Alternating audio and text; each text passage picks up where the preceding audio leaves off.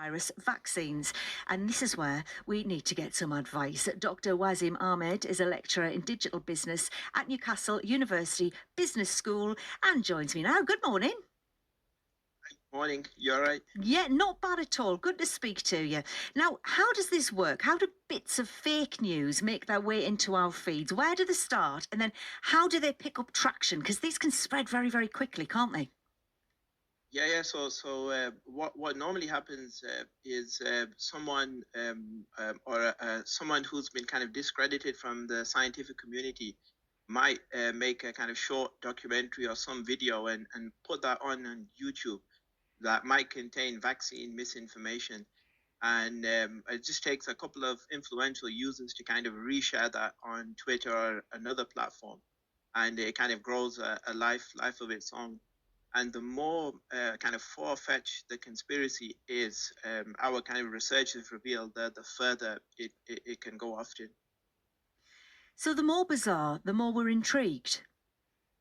Yep. So there was one conspiracy, for instance, that linked COVID-19 to 5G, for instance, and that went really far. And similarly with the vaccines as well, the more kind of far-fetched the theory, the kind of further it can go. One rumour I saw, or one post I read, was that if you have the vaccine, that a chip is going to be inserted into you so that you'll be able to be sort of followed and or everything that you do in the future will be documented. Yep. So that was a popular theory. So some social media users were saying that the kind of main purpose was for the government, or for instance, Bill Gates, to kind of implant these trackers in.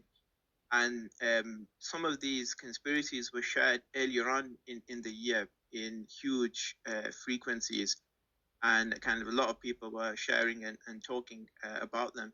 Recently, some of the social media companies have been trying to kind of actively get a grip on it, but earlier on in the year, there was a kind of a lot of these rumors around.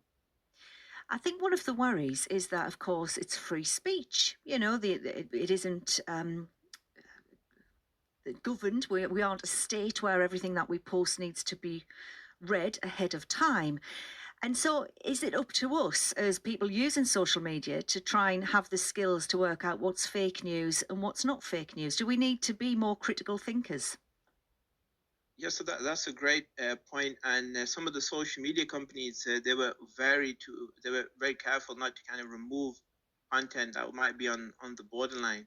So one of the things they tried to do to kind of help people make a decision was add warning labels to tweets that might contain misinformation, like a kind of warning label saying this, double check the kind of information on this social media post.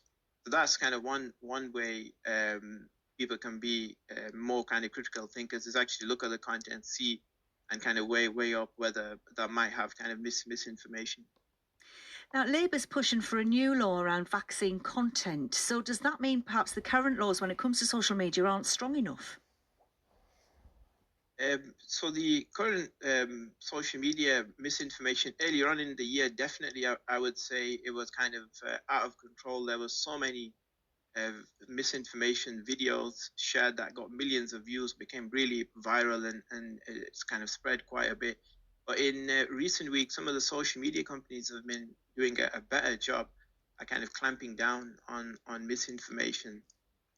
So if they can continue to do that and maybe add these misinformation labels and kind of take further action in that way, that could also kind of help the users make an informed decision of whether a kind of post has misinformation contained within it.